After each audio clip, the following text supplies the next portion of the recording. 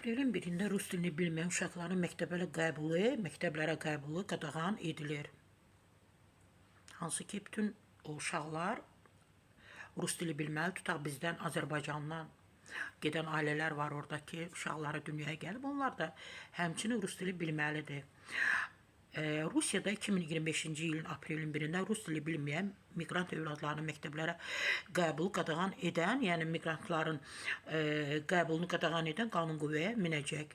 Əcnəbilər Rusiya ərazisində olmalarının qanuniliyini təsdiq edən sənəd təqdim etməklə əsas ümumi təhsil proqramları üzrə məktəbə qəbul ediləcəklər. Məktəbə qəbul olmaq üçün şagird rus dili biliyi ilə bağlı imtahandan uğurla da keçməlidir. Ödənişsiz olacaq testin keçirilməsi qaydası Rusiyanın Təhsil Nazirliyi tərəfindən müəyyən edilib.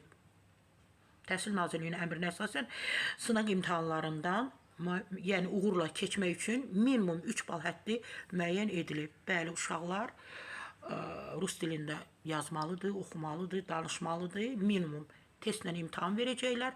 3 bal azından 3 bal həddi müəyyən edilib ki, onlar bunu etməlidir.